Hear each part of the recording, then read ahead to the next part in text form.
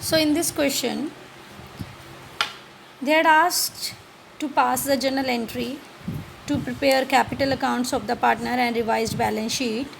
Here I had made revaluation account, but you will pass journal entries in that regard.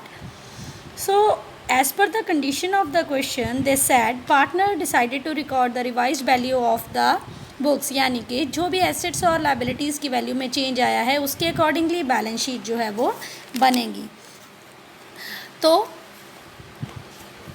ये जो revaluation का profit होगा हम partner के कैपिटल अकाउंट में डिस्ट्रीब्यूट करेंगे। तो जर्नल एंट्री में क्योंकि मुझे रिवैल्यूएशन जो एसेट्स और लाइबिलिटी का हुआ उसके रिगार्डिंग प्रॉफिट की फिगर चाहिए थी, तो एज अ वर्किंग नोट मैंने इसको बनाया है। ये आप वर्किंग नोट में रिवैल्यूएशन अकाउंट भी बना सकते हैं, या फिर दूसरा तरीका क्या है, इस साइड की सारी आइटम जो है आप प्लस करेंगे, उनमें से इस आइटम को आप माइनस करेंगे, balancing figure will be profit.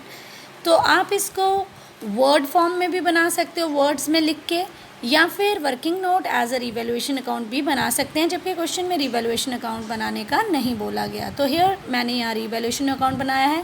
Question की कंडीशन के accordingly stock has been increased by 50,000, creditors are to be decreased by 3,700, so fixed assets are to be decreased by 15,000, PBD has been created, right? So that is 7,200. So this side is bigger than this side. Profit is there 33,500. So it has been distributed as per 4:3, 18,000 and 13,500. मुझे ये journal entry के लिए चाहिए। मैंने इसको working note कुछ इस तरीके से बना दिया। That is your choice, you can see your book कि आपका वर्किंग नोट अलग तरीके से है, लेकिन एज अ वर्किंग नोट जब भी आपको जर्नल एंट्री पास करनी है तो प्रॉफिट ऑन रिवैल्यूएशन की भी जर्नल एंट्री बनेगी, उसके लिए आप रिवैल्यूएशन अकाउंट भी बना सकते हैं। So treatment of reserve is there in the question. For that condition क्या है कि reserves will be undistributed, so by passing a single entry we will give the treatment of reserve. उसके लिए हमें सेक्रीफाइसिंग और गेनिंग रेशियो चाहिए। तो here in the working note मैंने सेक्रीफाइसिंग और गेनिंग रेशियो कैलकुलेट करी है, old ratio minus new ratio, that is this partner is gaining है, this partner is sacrificing. Now we had reserve that is 42,000, उसको हमने जो है गेनिंग और सेक्रीफाइसिंग रेशियो में डिस्ट्रीब्यूट कर लिया for 4,000 to 4,000. So one partner will sacrifice, another partner will gain. Here X is gaining. So मैंने यहाँ सिंगल जर्नल एंट्री पास करके आपको दिखाई है। बाकी सारी जर्नल एंट्री जो कि रिवैल्यूएशन अकाउंट के रिगार्डिंग है वो आप खुद पास करेंगे।